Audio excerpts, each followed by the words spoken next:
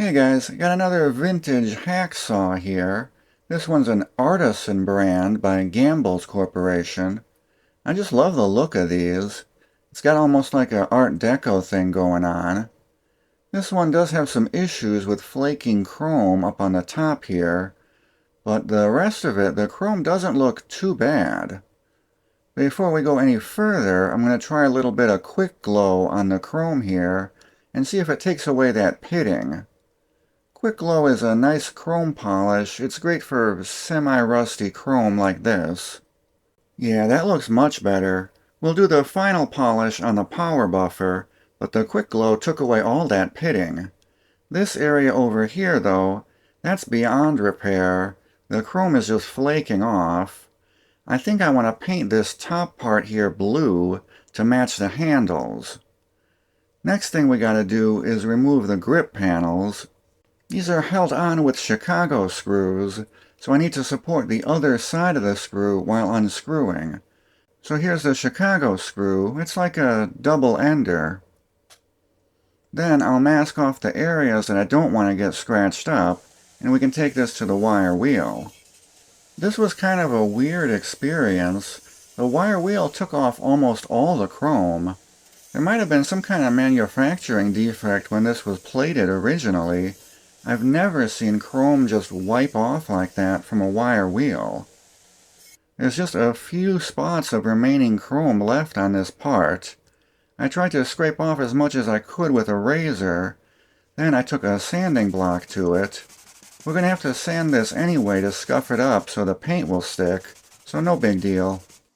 I want to polish up the good parts of the chrome before painting, that way I don't risk messing up the paint. While I'm polishing, let's take a look at the history of the company that sold this. Gamble's was a hardware store chain that started in 1925 and was a part of the Gamble-Skogmo Corporation.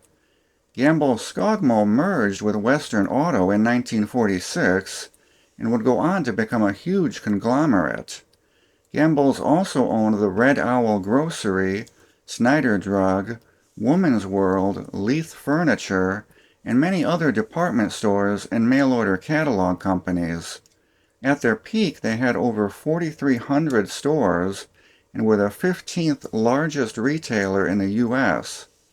They would get bought out by the Wicks Company in 1979 and go bankrupt in 1984.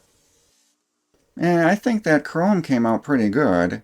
There are a few spots where the rust pitting had gotten through the chrome, but it's an old tool. It's okay if it still looks old.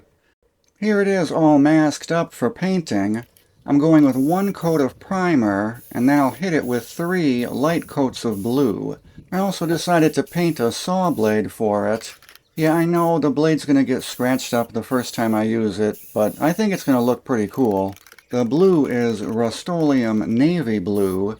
It looks pretty close to the color of the grip panels. While the paint's drying, we can start cleaning up the grip panels. I just soaked these in dish soap and water, then hit them with a toothbrush to get the dirt out of the grooves. This one panel had some sort of glue residue stuck to it. I was able to scrape it off with a plastic scraper. I think these came out pretty good. There's some interesting swirl patterns in the plastic.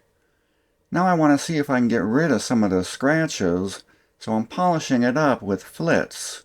This will shine up the plastic a bit, but it won't remove too much of the character. Now if you wanted to make these look brand new, you could sand them with 800 grit sandpaper, and then work your way up to 3000 grit before polishing. I've got a couple other videos on how to do that. I'm fine with this looking old, so I'm not going to go there on this one.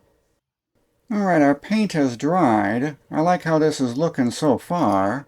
I also polished up the chrome on all the hardware pieces, so let's go ahead and get those installed.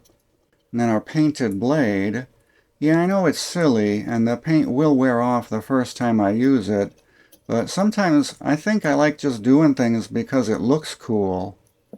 And I think this is going to look pretty cool.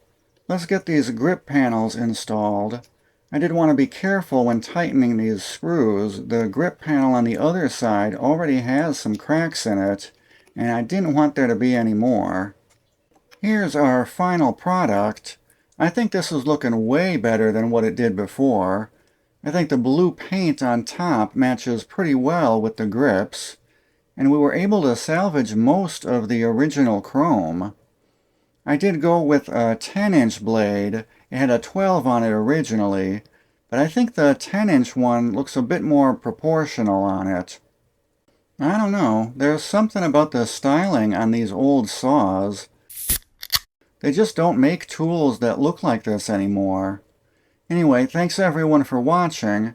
Be sure to check out my channel for more tool restoration videos. See you later. Bye.